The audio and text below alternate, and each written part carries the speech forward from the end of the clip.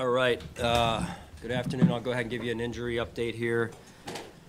All right, so Dawson Knox, we're going to open up his practice window starting today, as well as Kaiir Elam, Dane Jackson, and I should mention your follow-up question to those two is, are they going to play?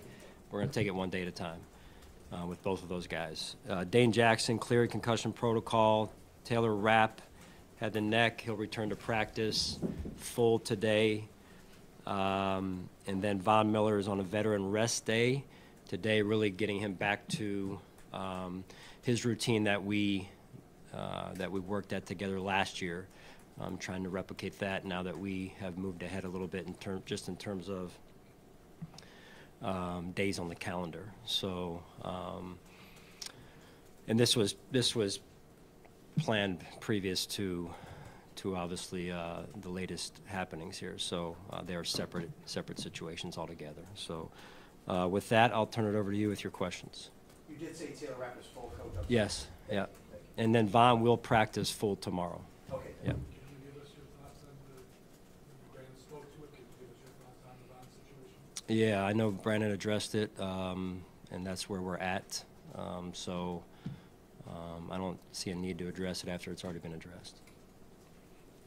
Sean, how do you handle it in the locker room, given the nature of the charges?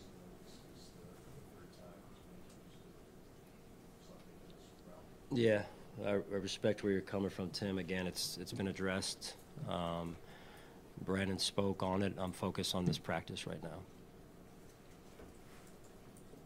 Sean, I asked Brandon, regardless of the off-the-field incident, the way he has played this year, he's not provided much help to you guys. Should it be a consideration to maybe go with somebody else with these 5 games that you have to win?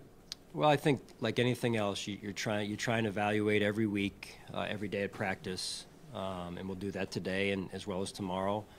You know, some of what we're doing is to continue to try and get him where he was a year ago, and that's why I mentioned what I mentioned. That process took place last week as a staff. We sat down and said, hey, what else can we do to continue to try and move this thing? And so that's the plan that was put together by our medical staff.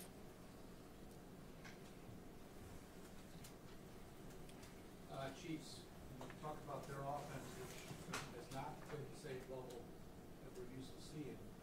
What are you seeing that might be beneficial this weekend? No, well, the world that you guys live in, I mean, this is a dynamic offense. Andy Reid, whenever you have Andy Reid and Patrick Mahomes and Kelsey, and then you add 10 back there and in the running back core that they have, it's a dynamic offense. So we have to prepare that way. Sean, with the silence in here and the question, I think that is pretty reflective of not really being sure what to ask, maybe being a little stunned that you don't have anything more to say about one of your highest paid players facing these allegations and how you're handling this as somebody who has his hand on the culture here and monitors it so closely. I'm sure you have something in addition to what Brandon Reed would say regarding how you personally are handling this in your locker room. Yeah, listen, Brandon and I have already spoken, Tim. Again, I respect your question. We've spoke. He's addressed it with you guys. I think that's more than fair, and that's where we're at. I am focused on going to practice in 15 minutes and coaching the football team, and that's where we're at. How have you handled it over the last 9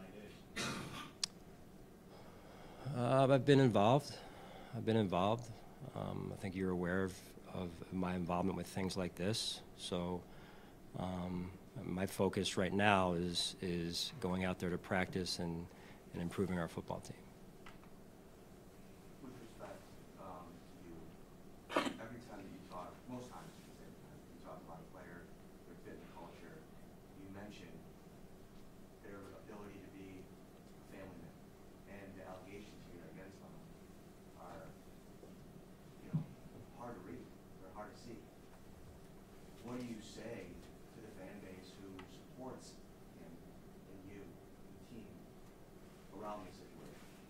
Yeah, listen, I will say it's a very serious situation. There is no ifs, ands, or buts about it. It is very serious, and something that we take very seriously. I take very seriously. Beyond that, again, we've discussed that internally since the time it happened, or the reports that came out, and so beyond that, I'm not going to address it right now. Brandon addressed it. We obviously met on it. We've had great communication about it and collaboration, and it is a very, very serious situation and something we don't take lightly at all.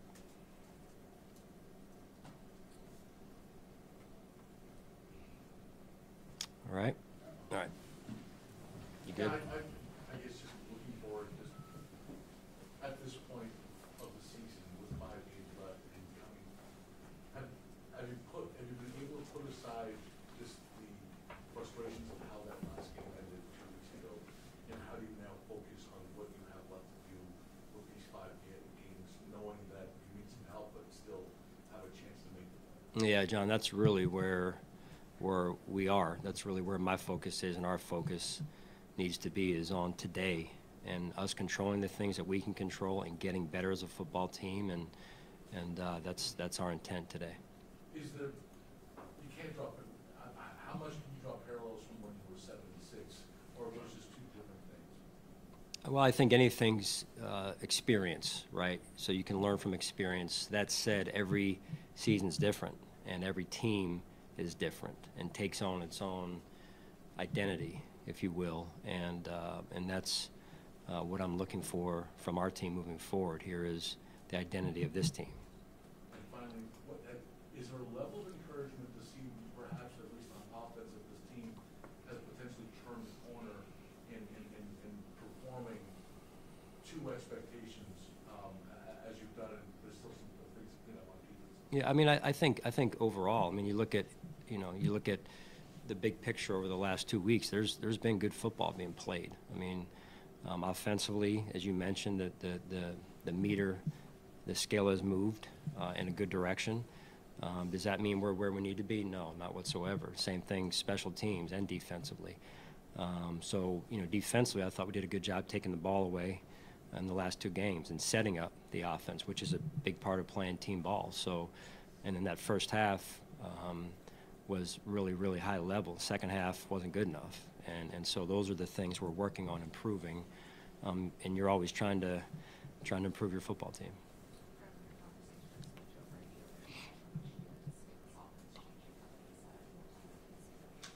I think just week to week, it'll evolve. It'll take on his, as you mentioned, his fingerprint, as well as the overall staff and the offense, and including Josh. So I like what I'm seeing, and we'll continue to take it, one day at a time here.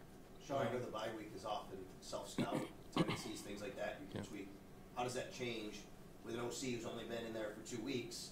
Because obviously what you did and you guys did on offense is going to be different than what your tendencies might be with him, if that makes sense. Yeah, I mean, it's, I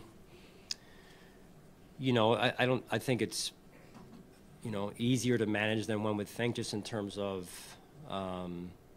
you have 2 weeks, defensive coordinators have 2 weeks of Joe out there in terms of what he's put out there in terms of his tendencies.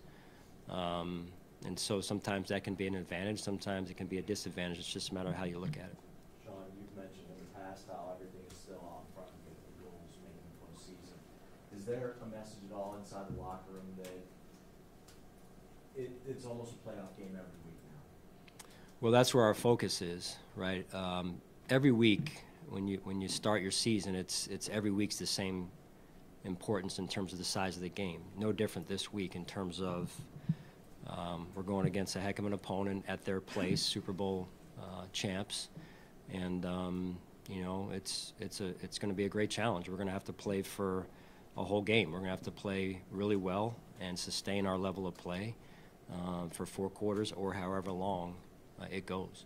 Is the sense of urgency even higher now?